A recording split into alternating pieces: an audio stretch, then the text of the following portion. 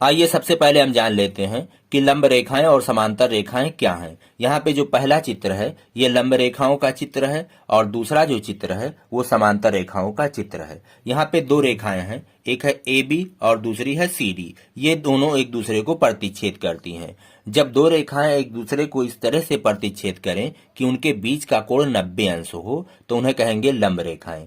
जैसे A B और C D, इनके बीच का जो कोण है, यहाँ पे चार कोण बन रहे हैं, 1 2 3 4, चारों कोण 90-90 अंश के हैं। तो इस तरह से ए बी लंब है सी डी पर, ए बी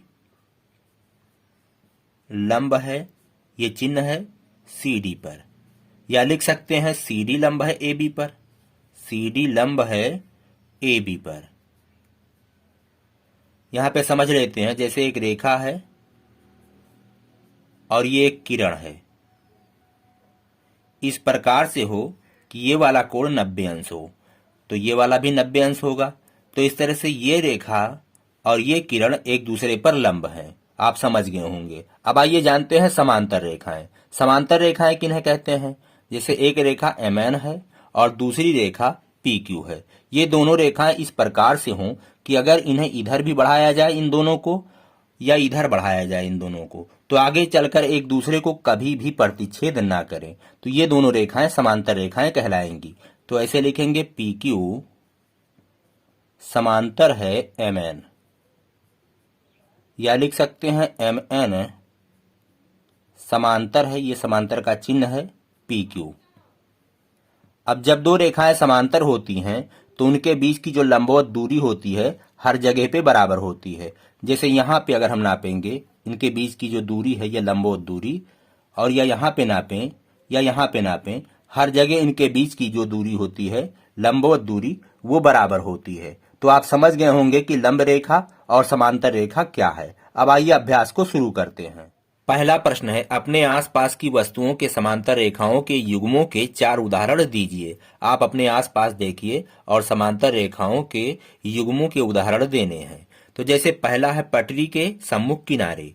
ये पटरी है, पटरी के जो आमने सामने के किनारे हैं वे समांतर होते हैं। जैसे ये वाला किनारा, ये जो किनारा है, और ये वाला किनारा, ये समांतर होते हैं। ऐसे मेज के सम्मुख किनारे, पुस्तक के सम्मुख किनारे, और चौथा हमने लिया है रेल की पटरी। आपने देखा होगा रेल ऐसे होती है उसकी पटरी, तो वो भी समांतर होती है। तो इस तरह से ये 4 उदाहरण हैं। अब आइए दूसरा प्रश्न हल करते हैं। दूसरा प्रश्न है, चित्र में एल और एम दो समांतर रेखाएं हैं।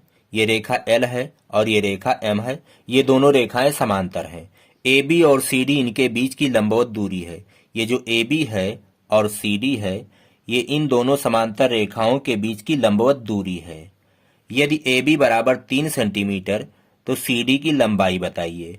तो ए बी बराबर दिया गया है 3 सेंटीमीटर, 3 सेंटीमीटर।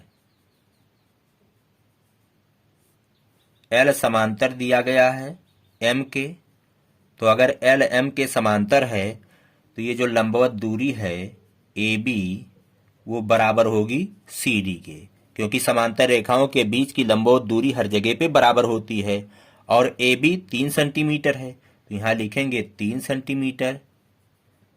ए बी बराबर है 3 सेंटीमीटर के, इसलिए सी डी भी 3 सेंटीमीटर होगा। तो सी डी बराबर 3 सेंटीमीटर, यही उत्तर है। अब आइए अगला प्रश्न हल करते हैं। तीसरा प्रश्न है, चित्र में आयत ए बी सी डी के नाम लिखे गए हैं। यहाँ पे चित्र में एक आयत दिया गया है ए बी सी डी, यह एक आयत है। अब क्या पूछ रहा है? पहला, क्या ए बी समांतर सी डी है? ए बी ये वाला इसके समांतर सी डी के समांतर है? यदि हाँ तो क्यों? तो यहाँ पे पहला का उत्तर लिखेंगे, ए बी समांतर सी डी है, हाँ। और क्यों है? क्योंकि ये आयत की सम्मुख भुजा है। आयत की सम्मुख भुजाएं समांतर होती हैं।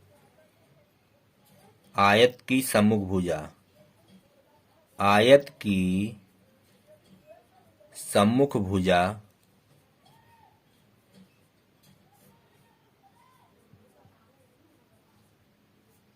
समांतर होती है।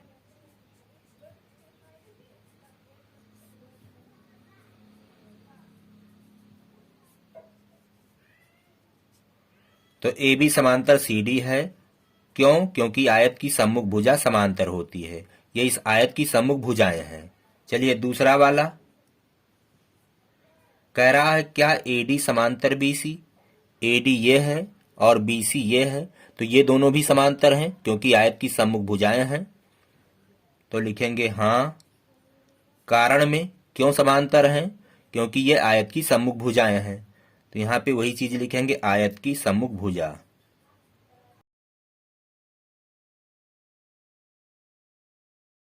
इसी प्रकार से यह अभ्यास समाप्त होता है। हम मिलेंगे आपसे अगले वीडियो में। कहते हैं जय हिंद, जय भारत।